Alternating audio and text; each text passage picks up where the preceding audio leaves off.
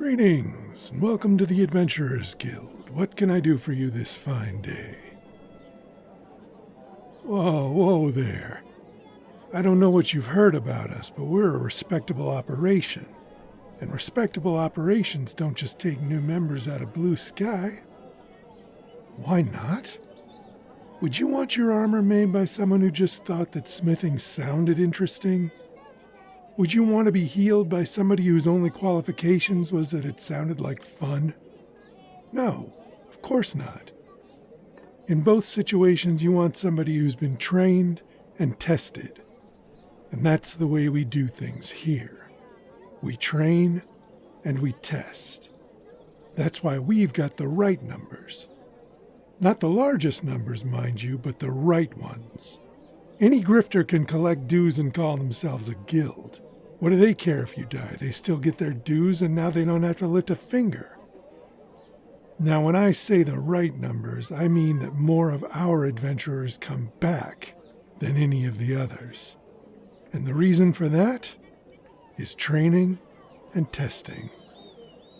First off, our adventurers never go on quests with other novices. At least, never alone with other novices. We have journeymen here to make sure they're safe as houses. And when we, not they, decide that they're ready, we test them. No, not that kind of testing. Too many unpredictables when you're up against real monsters. Even a kobold can kill an unprepared and unexperienced adventurer. Any guild that promises different is sending their adventurers against kobolds that are already nearly dead. I've seen it before. They want the new blood to feel like they're doing a good job. Trouble is, then these new adventurers go out expecting kobolds to be weaker than they already are. All that's good for is killing adventurers. No, our adventurers fight other immortal races and never to the death. That's never the way to learn about killing. Our adventurers train on how to stay alive. They learn rope tying and the different uses for iron spikes. We teach them to swim and ride and how to properly skin an animal. Well, of course it's survival training. Mad sorcerers aren't going to tuck you into bed with eider-down quilts, and the undead don't serve tea. Every adventurer should know how to do most of these things. More people starve to death in caves than get eaten by monsters, and more people die from eating poisonous mushrooms than the first two combined. A good adventurer is part scout, part cook, part hunter, and part encyclopedia. No one person can know all the skills. That's why it's more important to choose your party based on their skills rather than by class or race. I've seen parties with no clerics do just fine because they had 2 herbalists and a healer. There's no class that is not 100% replaceable. Hells, I've seen a party in it with nothing but rogues and they did all right because they each filled in the gaps of the other's skills. Certainly some classes are almost indispensable. Nobody's going to argue that it's not preferable to have 2 warriors along, but it's never completely necessary. Even spellcasters are not a must, though it is easier to make a case for including spellcasters in a party. But even then, think about what kind of wizard or mage you'd want in your party. If people just wanted damage dealers, then sorcerers would be more popular, insanity or no. But if you look at the spells everyone wants their spellcasters to have, it's the ones that make life easier. Spells for starting campfires and protecting the camp with alarms. Spells for cooking and breathing underwater.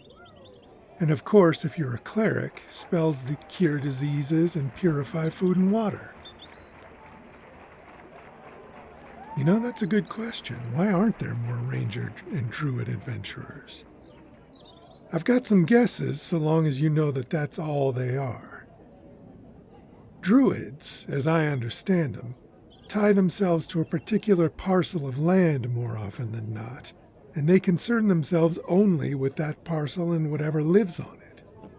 No point in becoming an adventurer if you're staying put in the same 100 acres or so. There's a handful of them that make all of nature their concern, and they travel. But even then, druids rarely concern themselves with slaying monsters and finding treasure. You know, I met a druid adventurer once. She said she did it more to keep tabs on the others in her party, make sure they were respecting nature and not just hacking and slashing their way through everything they saw. As for rangers, well, the same way druids tie themselves to the land, most rangers tie themselves to nobility. They serve a local lord or maybe even a king or queen, and they make sure nobody's poaching or squatting on their land. They drive off bandits and clear out monsters, but it's all in service to some lord or lady. They're not adventurers because they're too busy protecting someone else's land. Now, there are more adventuring rangers than there are druids, and I'd like to think I had a little something to do with that. A lot of what we teach here dovetails with what rangers train for, right down to animal conservation and responsible hunting.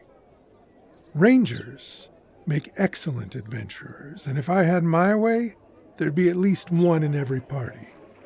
But that's my own bias, and it doesn't address the other major reason that rangers aren't as adventurous as they could be.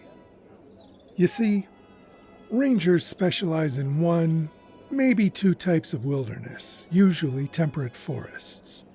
Ain't many trees and bushes and forest critters in your average dungeon, so their expertise is wasted on those parts of an adventure. And not enough people bother learning subterranean survival, how to tell when there's good or bad air or water, how to tell the mold you can eat from the mold that'll eat you, that kind of thing.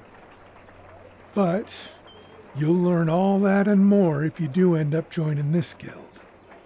What you won't do here is go traipsing off into every cave you see.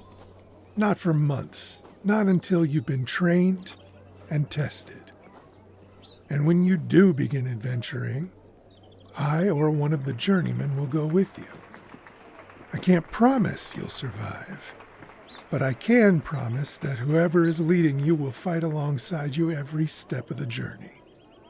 And by the time you are ready to go it on your own, you'll have the tools to survive that you won't get at any other adventurer's guild. At least not in this city. So what do you say?